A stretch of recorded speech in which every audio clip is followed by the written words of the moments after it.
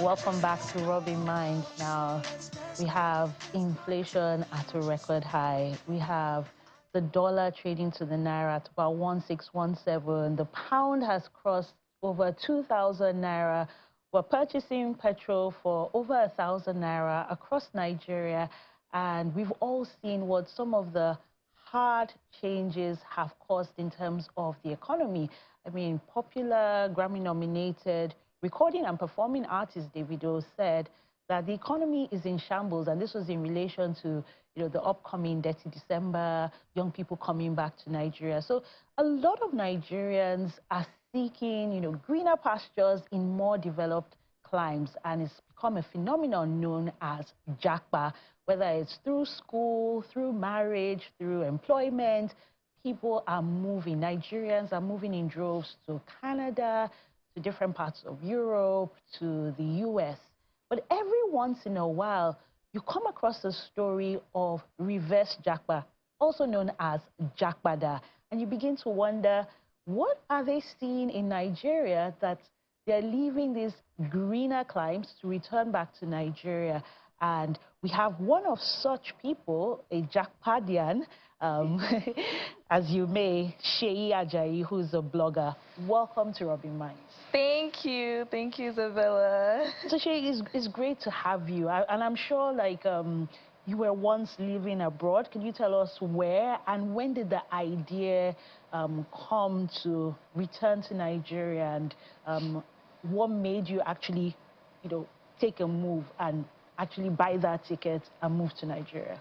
Yeah, so I lived in Toronto, and the idea to really come back came in the pandemic, when a lot of people had the opportunity, because of remote work and stuff like that, to come back home for some time, figure life out and stuff like that. So in 2021 was when I actually first tested it out to see that, okay, is this something that I cannot do? Because as somebody who grew up initially grew up for half of my life in Nigeria, then I moved with my family to Canada. I was like, you know what, let me see, because people were coming here, they were realizing so many gaps and areas of opportunities of things that they could do, and I'm like, you know what, me too, I'm good at problem solving, I'm good at thinking of solutions, and I really am very pro Nigeria, and even if Nigeria is Nigeria, you know what I'm talking about. But yeah, it was something that I was just like, why not, right? Let's test it out. I'm in my 20s, this is the time to do that, to explore opportunities, and so yeah. So the idea came in 2021, and did you immediately pack your bags, not look back, or how did it all come together? That's exactly what it is. I packed my bags, I not looked back, and I was like, let me go test it out. Let me go for a couple months and go and see what Nigeria is actually saying. So you tested it out in 2021? Yes. And did you stay till the end, or did you move back? And when did you now finally make that decision? So I stayed for a few months after 2021 until I went back to Toronto, and then I came back properly this year. So I've actually been in Nigeria since September this year, and I was in this, in the summer in Toronto, I was just I had the option of either staying or coming back, and I don't know, I just felt this pull, I don't know, I want to be here. I want to figure something out, because growing up, seeing the way people's parents were able to change their life by just recognizing different opportunities. I have a family friend where, because they manufactured malaria medicine, their family solved the problem, and they were able to do so much and impact so many other lives and businesses around them as well. And I was like, I want to do the same thing. I want to see where I can add value, and I'm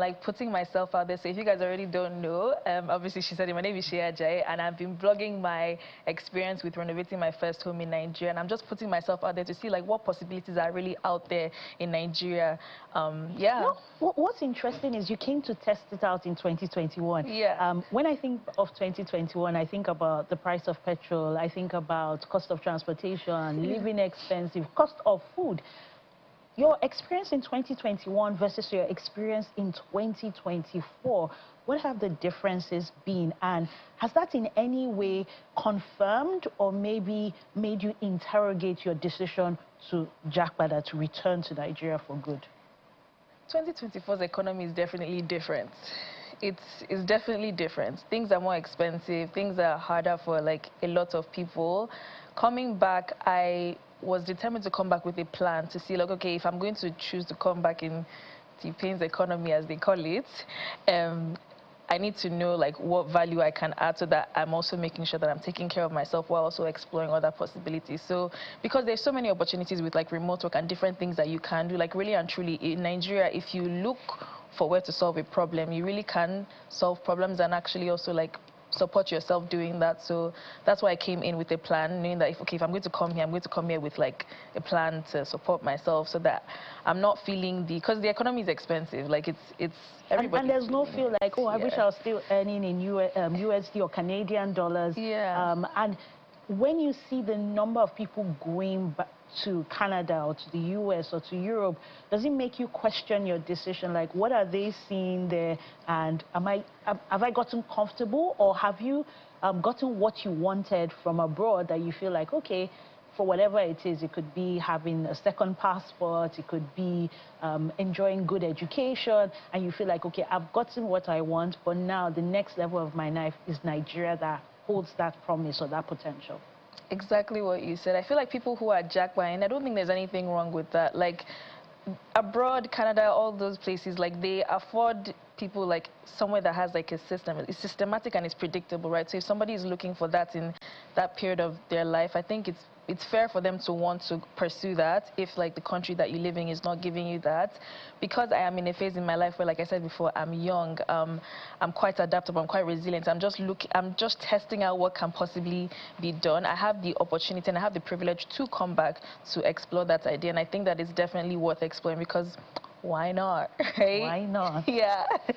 And let's talk about the social aspect. You know, there are videos online, you see people who have gone abroad and they're now coming to terms with the harsh realities of whether it's the weather, cost of living, or even the fact that people live far from each other and it can get really lonely and cold. Yeah. How has that been in Nigeria, considering that you've lived in Nigeria many years ago and you're now returning? Do you have family, support system? Have people been welcoming? Has it been easy to find work, to make friends, get into a relationship maybe? There's so many things packed in that one question. I would definitely say that like family and support is unmatched in Nigeria. Like even people that are not necessarily like your direct relatives or something, like you always have community, you always have support, people that are willing to just like help you and be there for you. That's one of the things that really like struck out to me when I first like tested it out in 2021 was just like how much people were so willing to help you out, like whether you knew them, like it really was one of those things that really like meant a lot to me. So yeah, family, community support so unmatched in Nigeria. In terms of dating, Like how are the guys here compared to the guys abroad? I mean, you know, Dirty December is coming, and you know, a lot of IJGBs that I just got back. Yeah. People will be coming from the diaspora to have a great time. Yeah. You know, so if you compare maybe the social scene, the dating scene in Canada as a young female to Nigeria, which do you prefer? Definitely Nigeria. Like, I think that dating as a young woman in like Canada is quite tough and quite challenging because obviously the standards of beauty there is different. I'm obviously a visibly like dark-skinned woman as well, and men they're not very like, you know, in Nigeria if you step into somewhere before you enter, somebody's telling you, okay, fine, lady, you're already exactly, they're toasting you, they're complimenting you. So it feels nice to be acknowledged in that way. It feels nice to like feel beautiful in like your own skin and like know that people around you like are appreciating that. And men here are very like I like the way dating is, you know, approached here. Doesn't mean that there are not many problems with it, with the way men act in this country. But what about opportunities? Because you talk about problem solving. Are there particular opportunities you've seen that, oh, this has the potential, like you said, you could identify a problem and become a millionaire from it, whether it's selling malaria medicine or distributing a product. So what are some of the opportunities that are here for others who might be considering to jackpot out, to return back to Nigeria for good? Yeah, I think that like honestly like anything that involves trust building. So I'm excited to like venture into something that requires like trust building. So like I said before, like in my current experience renovating my first home in Lagos, like 2 days towards like my first moving date, our Tyler went missing, right? Very quintessential like Nigerian experience that everybody goes through. So like I'm excited to explore what like it looks like to build more trust in Nigeria. Like we need more trust in this country. Like just trust, because we have different things that are set up right now and the infrastructure is getting better, but I think that trust is definitely one thing that will take us from like where we are to like somewhere even better, for And sure. what has surprised you the most about Nigeria since moving back? Good, bad, ugly, everything. What has surprised me the most? That's a really good question. um I would honestly say the level of support. I really mean it. Like, there was one time where Google Maps took me through some random road where I actually got stuck in like a ditch, and I was like actually scared because I'm like, I don't know these people around here. Is somebody going to come and, I don't know, like, get at me or something? But like, people literally went in their Sunday's outfit to take my car out of a ditch that was in a pothole in water, just to make sure that I was okay, and I came out. And I've had that experience like in different like regards where like people are consistently like so willing to help and support you. So yeah, that's the one thing that surprised me, because I feel like the narrative of like Nigeria is very negative, and it's like, yes, that exists, but there are other truths that exist as well. So yeah. And as someone who has lived abroad, what are things that can be done in Nigeria for quick wins that, we have more people returning because those things they seek abroad are now here in Nigeria? And that would be my final question.